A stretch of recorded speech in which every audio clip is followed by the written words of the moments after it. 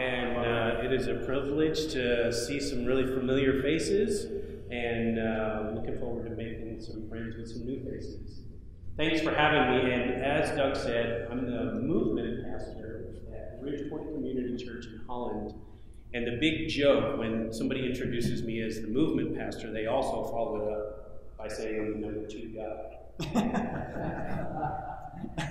You do the math, the middle school in you, the middle school boy or girl in you can really catch that. The other joke is... I thought it was funny. Yeah, thanks, Doug. I appreciate it. The 10th time I told it. The other joke is, you know, I'm the guy that, like, teaches people to choreograph dance, scarves, you know, Carmen pantomimes, you know, all that stuff. And I'm like, have you seen me dance? Do I look like a dancer? Anyway,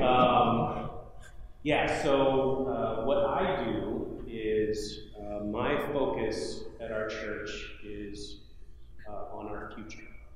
So we have an executive pastor on our team. He and myself and our senior pastor, the three of us form our senior leadership team. And our executive pastor, Scott Potter, really runs the church, the day-to-day, the operations, oversees our staff, and really focuses on the here and now. Everything from the physical plan to the building and securing leases and, you know, all of that fun stuff. His love language is spreadsheets, right? Not mine. But the thing that I do is I focus on our future. And as a church, our hope and our desire is to catalyze a movement. We want to see hundreds of churches being planted. And in order to do that, we know we need to raise up thousands of leaders. And one of the ways that we do that is we have a residency program, raise up church planters and raise up our pastors of the future. And we also have a leadership pipeline. I think you guys have probably been talking leadership pipeline stuff. We have a leadership pipeline, and our residency is a part of that. When we think about movements, one of the things that I've tried to, I've learned it the hard way, and I'll spare you the details of my life and my ministry, but I've learned a lot of bad things about leadership. And I've learned the hard way, things that will keep a movement from happening, and they're usually internal. They usually have to do with me, or they have to do with systems in the church. And so I have the joy and the privilege of helping build systems that will facilitate a movement for our church. So I focus on church planting, multi-siting, as well as all the leadership development with our staff and our volunteers and our residents to be the fuel for our future. So what I mean when I say movement, we're going to talk about skill stuff, but just to give you an idea, this is a bonus for the recording. When we talk about movements, anybody got an example of a movement that we've seen in world history? What are some examples of movements? Democracy. Reformation. That's a good one. Abolition. Civil rights movement. Christianity. That was a movement. Nazi Germany. That was a bad example of it, but it's still an example of a movement. You know, one of the things that I think of in the present term, if any of you are in the IT world or have IT people in your world, you know the power or the impact of a virus. What kind of havoc it can wreak on a server or on a network or on a power grid, and apparently there's a really bad one out there now that it's taking a bunch of people out. And I think of viruses as a bad example of a movement, but it's one that we can all relate to. And I have a prize for who can tell me probably one of the craziest viruses that's ever affected human history. It took over 150 years to get a handle on. It affected millions of Europeans primarily, and then began to spread. Anybody remember what that virus is called? Who said the plague? Black plague. Black plague. All right. So, hey, these things are like gold. We launched these things at Catalyst this last year, and they were gold. So, you guys sport the black flat rim hat. And anybody who wants one of those can fight him for it. So we gotta win them. They're gold. That's swag for our residency. And if you do want information about our residency, I brought some. I'm hoping to recruit with all your circles. You guys are all now my friends, so you just opened up your Rolodex to me, by the way. That's how Doug and I and Randy work. So, thinking about the play, thinking about movement. As I said, it took over 150 years to get a handle. It's the reason that we have the World Health Organization, things like Center for Disease Control, were largely started to help address the problem with this plague and get it handled. When I think of movement, I want us to be thinking of that kind of rapid, wildfire, uncontrollable, untamable kind of thing. And we talk about what we as a church can do. That's the kind of movement that I try to get our people thinking about. Anybody have an idea how that virus spread? Rats. Who said rats? If I had another hat, I would hand you one. I should have waited for that one because that's even a little bit more trivia. Rats. It was actually the fleas that were on the rats. The rats were the carriers. So when I talk to people about movement and movement thinking, the thing that I want them to walk away from a conversation about movement is rats. So think about what it would look like for you to create a movement in your church. Say you were trying to, one of your goals was to have 100 new small group leaders in your church. You need to figure out a way to recruit them, to assess them, to train them, and to send them. Say it again. To recruit them, train, assess them. A. T. Yeah, you get where this is going. T. Train them and send them. You want a movement? You need rats. Recruit, assess, train, and send. So whatever it is that you're trying to, whether it's you're trying to raise up small group leaders, you're trying to get 100 church planters, you're trying to fuel a movement that way. Like you got to get the rats going. Whatever your system is, you need to think rats. There's got to be a way of recruiting, a way of assessing. Is this getting the person, then determining are they the right person. Then training them, making sure they have the right tools, and then the most important part, it's actually empowering them or sending them well. So recruit, assess, train, and send. Guess what follows rats? Close. How do you get rid of rats? Cats. You guys are hitting it at this table. Best way to get rid of rats is cats. Here's what I mean by that. Ultimately, when we're trying to start something in our churches, recruiting is what we have to start with, right? But hopefully what begins to happen is we begin to create a draw, and we can move away from external recruiting to internal cultivation. We don't want to recruit all of our leaders from the outside. We want to actually build farm systems in our churches where we're cultivating leaders.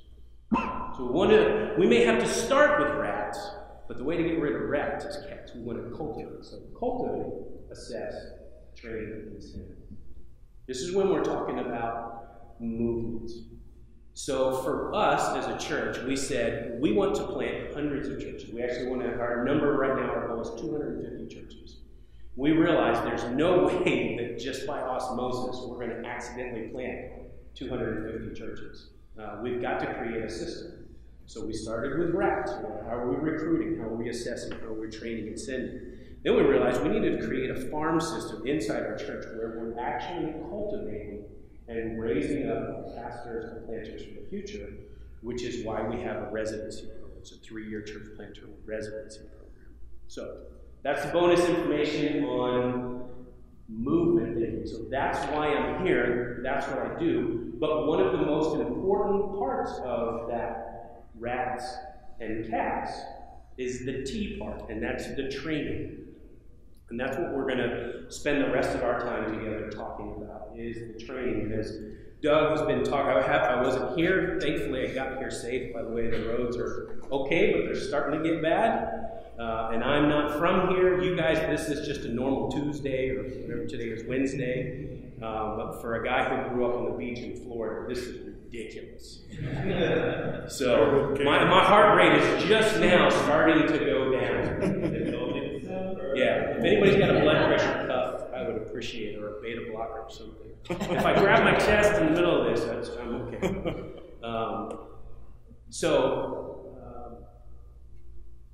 I know Doug was talking about vision, huddle, and skill. We're going to focus on that skill part, and I want us to spend some time talking about training components. And recently I was on a plane, and my wife and I just got back from vacation, and thinking of one of the most incredible training experiences I've ever had in my life, and it happened as we were leaving our vacation.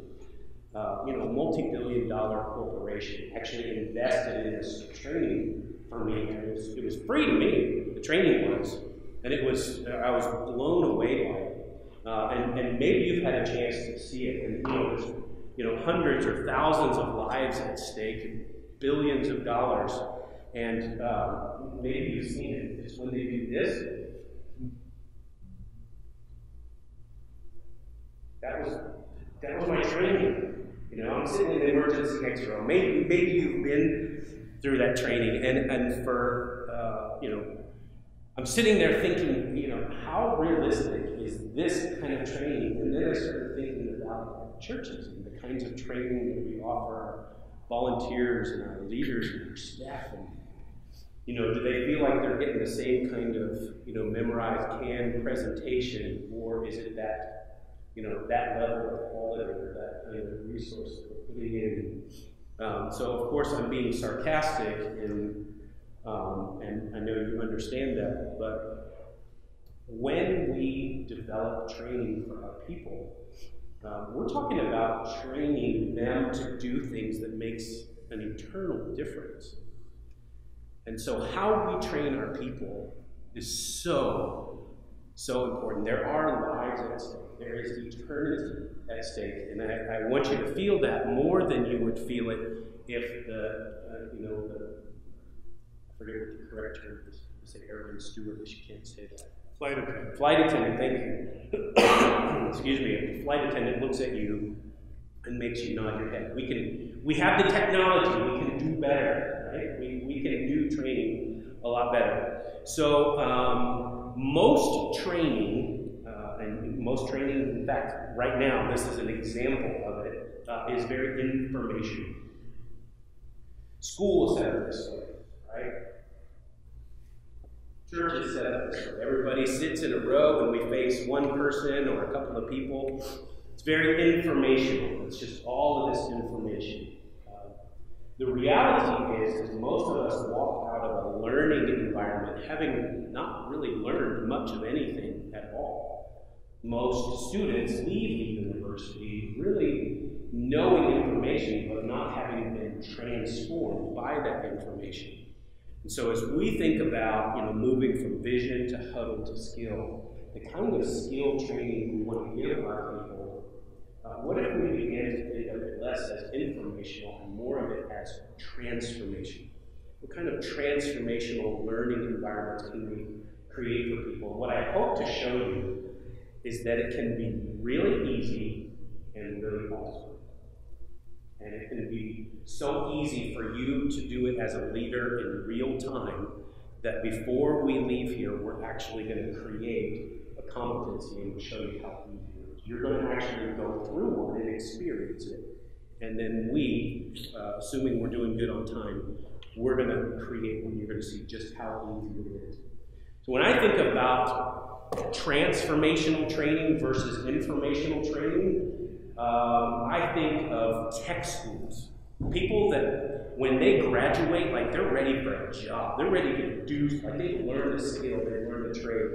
A couple of things come to mind. I think of like diesel mechanics. I've seen those advertisements on TV, you know, come to our school, learn, and you see everything seems to look real hands-on. And then those people come out and they really know how to fix a truck. Or, because I think about hair a lot, I think about cosmetology, right? And you know how cosmetology schools work? I know you've probably seen Grease and remember the whole beauty school dropout, but like it's very, very hands-on. So they have classes, but then they give them like a mannequin, or worse, they get people to pay very small amounts of money to come in and be like the guinea pigs, and they do hair. And so as I think about that, if I was going to try to teach someone, if I was going to try to teach you how to French braid hair, one, it would be hilarious. Two, and the necessary skills. Yeah. Now I could stand up here and I could show a video, or I could talk about it, and you could read the book or whatever, but you never really learned how to French braid hair. But what if instead of that, what if I talked about it, and maybe even I demonstrated it, and then I set a mannequin down, or a Barbie head, or whatever, or got somebody to sit there that had long enough hair to do it, and then you actually did it, like you practiced it. What I showed you or taught you, or the knowledge, the information that I gave you, then you actually did it. You experienced it. It was hands-on. And then, what if we push the mannequin over and we sit back and we look at it together, we evaluate it together, and I give you some coaching and I say, I taught you to do it 3 this way and 2 this way, but you did it this way.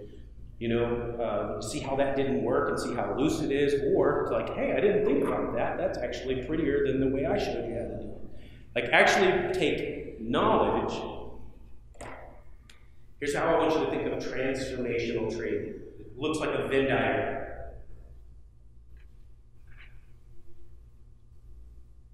Okay? So if you take knowledge and marry it with experience, and then provide coaching, this is the kind of thing that leads towards transformation and gets away from just information. When you do all 3 of those things, you can really create a transformational training environment. You can create training that will actually have an impact and change either a behavior or the way someone does something, not just the way they think, because knowledge usually changes the way people think. But if you actually want to train somebody to do something, and this is not, it's not hard. The problem is we're taught how to do this. We're taught how to generate content or curate content on the internet, and when we want to teach somebody how to do something, we give them an article or we show them a video. And I'm proposing to you today, if you'll take it just a couple of steps further, you can radically change your church, your organization in huge ways, and move more towards a movement. So, taking knowledge, experience, and coaching. I mentioned that my wife and I were on vacation. Here's what this looks like. I have a horrible golf slice. I haven't even played golf in years, so it's bad. I warn you. Anybody else have a golf slice? Anybody? That's where you hit the ball. You're supposed to hit it straight, and it shanks off to the left. Or excuse me, shanks off to the right. I've also got a hook, and that's when it shanks off to the left. When I try to compensate for my slice, I end up hooking the ball. So I'm just messed up either way. I was on an airplane, pick up the Sky Mall magazine, look at all the stuff that I'll never buy that I think is cool, put that down, pick up the next Spirit magazine, and in there, just like every time, There's some kind of article in there about golf. And almost every time I pick one up, there's an article about how to fix your golf slice. Pick up any golf digest, any golf magazine, there's always an article on how to fix your golf slice, and I've read a ton of them. I could read that article 100 times. Have I fixed my golf slice? Probably not. What do I need to do? What should I do? Practice? Realistic. What should I do? Go golfing. Get some lessons. Right? Get lessons, or just go to the driving range and hit 100 balls. Take the thing that I learned and then actually go practice it. Now, it's very possible that I could read that article 100 times. I could hit 100 golf balls, and I'm still shanking it. What do I need? Sky. I need somebody who knows how to play golf. Is this the golf guy? Okay. I need somebody to stand back and watch me swing. I need somebody to watch, how I grip and where I put my feet. Do I keep my head down? Somebody say, keep your eye on the ball. I need somebody to do that. And if I take the information and practice and get the coaching, it's very possible that I could actually fix my golf swings. Now here's the horrible thing. I know that. And I'm telling you this story. But I still have a golf slice. Right? I still do. So, rather than us keep talking about this, I want you to experience what is it like to get the knowledge, have an experience, and then get coaching. So we're going to do something as a group. I'm going to have you pair off, and I'm going to give you an article.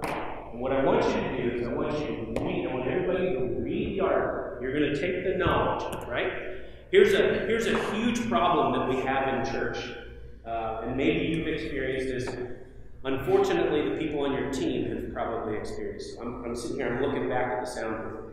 Here's what happens a lot of times on a Sunday. We get off the stage, we're off the platform, we're out of the pulpit or whatever, and we walk past the sound guy and we say, good job. Good job. Right? Next Sunday comes around, or we have meetings, and sound guy will walk, man, thanks, man, good job. After that person hears that 4 or 5 times in a row, doesn't it start to lose its flavor? Right?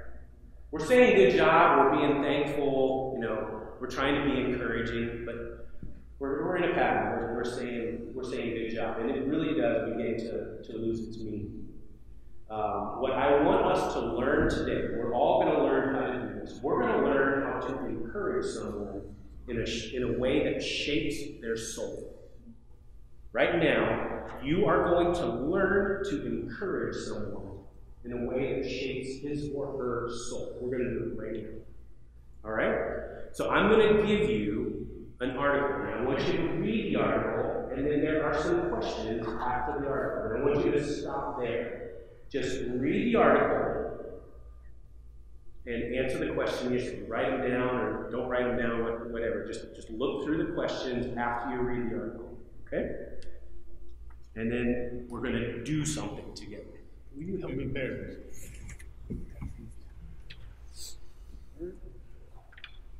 I made 30 of these. Yeah, it's perfect. Spot on. So this is an actual competency that we use with our team. Okay? There's other stuff in here that I don't want you to really worry about right now. I just want you to read the first part, which is the article. Okay? Take just a minute. Take 2. Read the article and answer the questions, and then talk quietly amongst yourselves. Once everybody has read the question or read the article and then answered the questions, then we're going to move on to something else.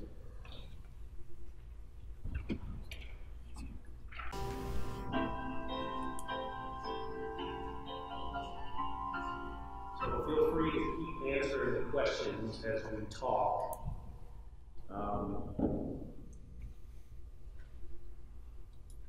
Without looking down at the paper. Does anybody remember the 3 specific words that they use how to encourage someone. I'll start with this. Sincere, specific, and strength-focused. Right? Sincere, specific, and strength-focused. If we can just take that away from the article, like that's good stuff in itself. Has anybody ever had that kind of encouragement in their life? Ever had anybody that you think was, man, this person is a really good encourager? Thinking about sincere and specific and strength-focused. They get all of those things really well. Anybody got somebody like that in their life or experienced that kind of encouragement? Anybody can share a story about that? Sure. One of my friends, his family does this in practice on each one's birthday. They have this wooden spoon, and it became a joke, and he wanted to start practicing that with us as his closest friends. So we were all hanging around a campfire. It was sort of close to my birthday, so he was like, we're going to do this thing that my family did, and we all made fun. Yeah, we're going to pass this spoon around and say nice things about Ron. And it, we got our teasing about them while doing that. And it's still, years later, I think about campfire people, specifically, sincerely encouraging in different ways.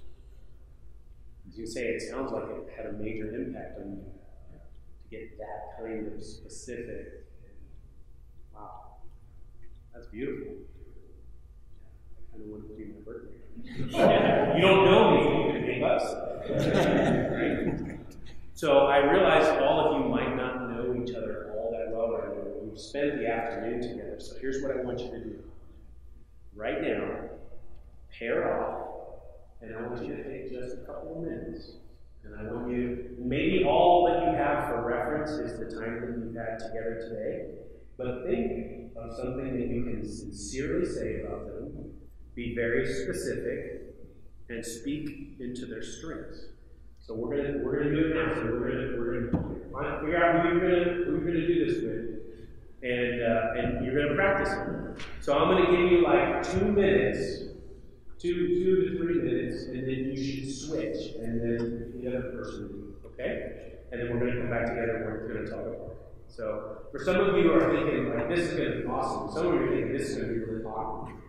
For both of you, it's going to be awesome. So let's do it. Just grab somebody, and if there's an odd person out, then we'll put you in a 3-minute conversation. Yeah,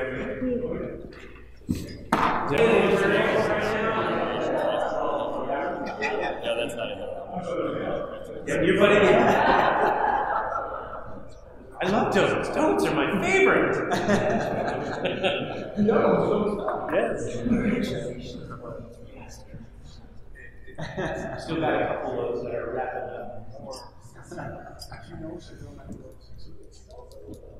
So thinking about the conversations that you just had, so like Art and I have known each other for a total of actual face-to-face time was the 3 or 4 minutes that we had together. So we didn't have a whole lot to go off, but Art did a great job of encouraging me. I feel great. Has anybody ever been encouraged by Art? Wow, he just from our interaction, he pulled out all kinds of good stuff. So, He loves you. He probably loves you. I work hard on this. Who else is a good encourager? Who wants to brag on their part of the exercise? Who else is good? I'd say Brent is pretty good. Brent's good. He's very insightful, notices things. He seems to be about the other person and shows a genuine interest in the other person. So he picked up on stuff.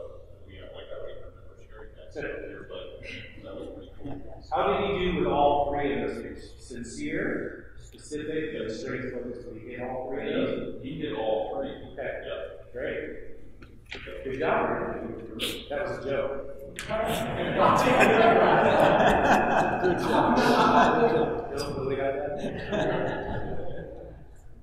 Allison gets extra credit because she actually said some of these things to me at lunch. We just met each other. And so before being constant, she had done. Very So you're both encouraged and treated. Who else? Who else did really good? John, you tapped into something that was there, but now I feel pretty. Nice. Okay, I'm going to give you one. I would joke and say, good job, John. But having somebody tell you you're really good at something, I mean, that's encouraging in itself. I'm going to give you just a moment of, and you can be as transparent or as vulnerable as you want, but like, who's struggling with this? Anybody? A little awkward? Yeah, especially when you don't. Art and I, it was a little awkward. Yeah? But we pushed through it. Anybody feel like, oh, this doesn't really come all that natural to me? I'm more that average. More that guy. Well, I would say I'm probably more that way normally, but that was kind of one of my answering questions. Gives me focus on that. Which sometimes just in the mode of doing things, I thought that it takes an evaluation, it takes looking at people as they're doing things, taking time to think about it. Actually being mindful of what, if you're going to say good job to somebody, what was so good about it? I had a mentor, he was amazing at this, is I would try to say good job, and he would say, oh yeah, well, what worked? Like he'd come off from teaching, and he wanted some real feedback from me, and I'm just looking to stroke his ego and make him feel good, because I want that after I came off the class. I think we all want that. Everybody said, man, you're awesome. You transformed my life. Those are the kinds of things that we want to hear. But he's so secure in himself, he actually wanted the feedback. And so if I was to say, well, that was great, that was awesome, he would say, what do you mean? Now I got to think of something. I got to say something specific. Unfortunately, he really was awesome, and I could always think of things that he said. Even when I heard the same talk like 25 times, like there was always something new about that, or how he handled himself. So as we're interacting with our teams and our volunteers and thinking about the people that we're training to be the trainers, right? We're not always the one doing the actual training. We're the ones that are equipping, we're the apostles, prophets, evangelists, shepherds, and teachers that are doing what we're equipping the saints to do the ministry. That's our call. And so as we're equipping the saints to do the ministry, we need to be modeling. So the people that we're equipping to equip, how are we looking for those kinds of things? How are we being encouraged? So this is one very specific skill competency thing that you could take. You could do this one-on-one, having volunteers do this to one another, setting up coaching sessions, however you wanted to do the skill part of your Vision Hub. Tables, you could do one-on-one, you could do it in a group setting like this, but coming out of this, it's very easy. You could say right now that you could train everybody on your team how to encourage someone in a way that shapes their soul. You feel like you can do that right now? Good, because your homework is you've got to now teach this to somebody else. Part of a movement is replicating yourself. It's not my job to fill others up, but it is my job to pour everything you decide to leave out for you, right? So as we're learning to do things, we're going to be training other people to do that. So skills, this is a very specific competency. Now, in your church, maybe as a part of your leadership pipeline, maybe you've identified 15 or 20 different skills that you want to work on with your volunteers. Well, this is one thing you can do with them, but this is 1 week or 1 week of training, 1 week of training. But what would the rest of the year look like? How could you do this kind of thing with your volunteers? Or even better yet, how could you take back the information that I shared with you about knowledge, experience, and coaching and teach them to create competencies of their own? Your staff could probably do a better job. No, I don't know you all that well, but they could probably do a better job at this than you can. And part of it is like that's that's part of their job, and they probably have more time dedicated towards pouring into volunteers and leaders. So giving them this tool could transform how they lead. So to nail this down, I want us to make sure that we actually know how to do it. So we said there's 3 components of a skill, our transformational training. That's starts with a K, knowledge, and teaching, right? Or sorry, coaching. Knowledge, experience, and coaching. And if we can create those kinds of environments, we can create a transformational training. So the competency that we focus on, and all competencies that we focus on, they need to be able to pass what we call the Hey Mom test. When I say Hey Mom test, what I mean is this is something that you're going to train them to be able to do. Like when somebody says, I want to be a better communicator, that's really vague.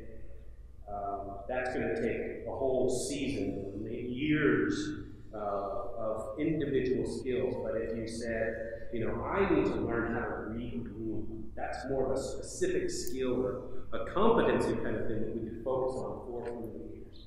So when I say the competency is how to encourage someone to achieve control, that passes the Hey Mom test. Here's what I mean. Hey Mom, watch me encourage someone in a way that shapes their soul. When we think about a competency, it's got to be able to pass the Hey Mom test. Hey Mom, watch me resolve conflict in a way that leaves both of us feeling better. Hey Mom, watch me. Somebody fill in the blank. Give my supervisor constructive criticism without them ripping my head off. Right? That's something that can pass the Hey Mom test. So these are the kinds of competencies that we're gonna equip our team with. Or what we're going to do now is we're actually going to create a competency. In the 10 minutes that we have left, we're going to create a competency right now. I'm going to show you just how easy it is. So first, let's identify a problem that we all have in common. Anybody got a specific ministry problem that you're having? Equipping people to invite others to church on the house. Equipping people to invite their friends or whatever to church for the holidays. Yeah, Christmas Eve. Anybody experience that?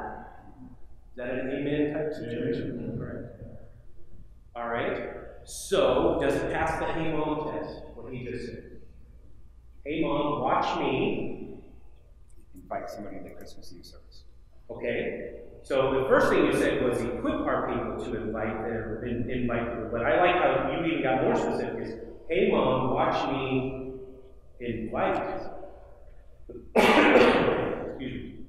From a staff perspective, it might be easier for us to equip people, equip our members, equip our congregation. Hey Mom, watch me equip our congregation to invite their friends to the holiday worship services. Is that fair? Excuse me. So, knowledge. Starting with the first piece of that, where might be some resources that we could look towards for information or knowledge on equipping our people to recruit?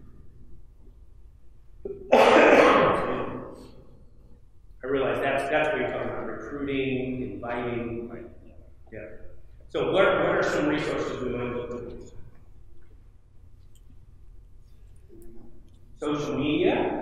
What are some social media venues that might lead us to some of those resources? What are some websites?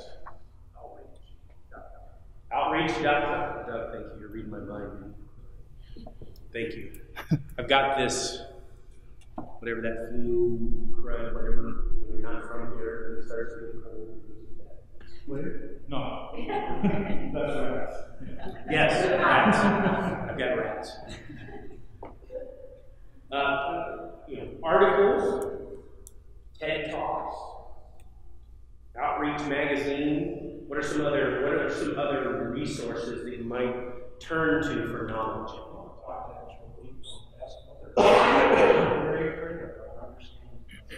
Sure. So as we think about creating a competency, you on the creation of that, you could do some research on the front end, and then maybe you could write something about that.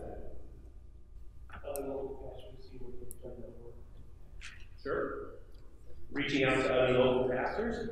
How else might we gather knowledge to share with our people? Again, we're saying the competency is that we're going to equip our people to be better recruiters and inviters. What are some other resources where we might gain knowledge?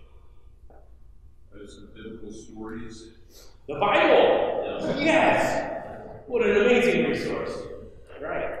So, Bible, magazine. Next USA. Yes. Whiteboard Wednesday. The famous Whiteboard Wednesday. Is that what you guys have? Nice. Excuse me. Yeah, so there's tons of places. If you've ever looked through Lifeway, they have a ministry grid. They have tons of videos of different leaders and speakers teaching on like thousands of different subjects. Right now, videos, handouts, there's a ton of resources. So we might go to whatever those resources. Maybe we've got some kind of standard things. Maybe some of us are more into like TED Talks. There's been some really cool TED Talks that have been done on recruiting. There's great resources, great ministry resources, both secular and non-secular. But there's a ton of knowledge that's available, right? So we might go to one of those websites. Maybe we pull a video, or maybe there's a message that you did a while back on it, or maybe there was a handout from it. But so you grab the information, right? Put it down, capture it. You're ready to share that. Now, how might we have somebody experience? So if they took the information that they read or watched in a video, what might a good practice be?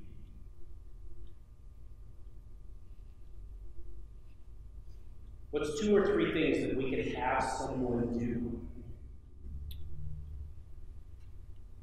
Right out an invitation. Excuse me. Yeah, perfect. Write out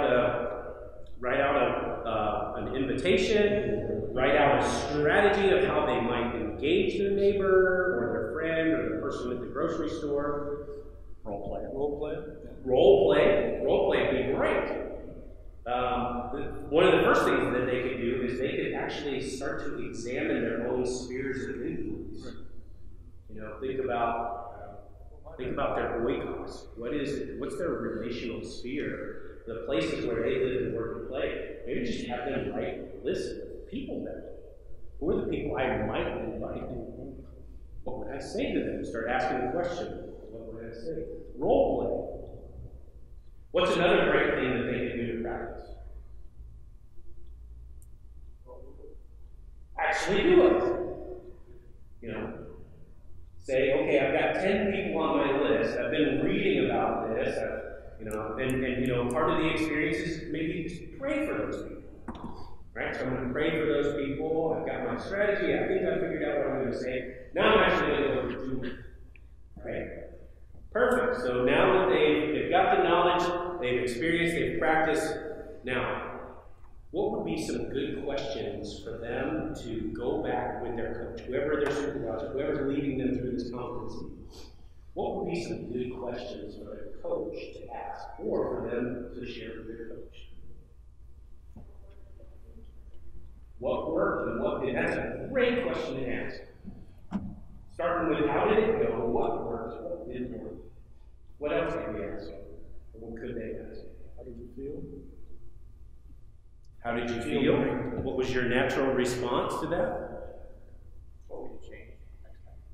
What would you do different next time? Yeah. How did it go? And what would you do different next time? Are probably the first and last questions I would ask. What did you learn about yourself? What did you learn about yourself? Is a great question. what would you share with somebody else about this experience? Exactly. Yeah.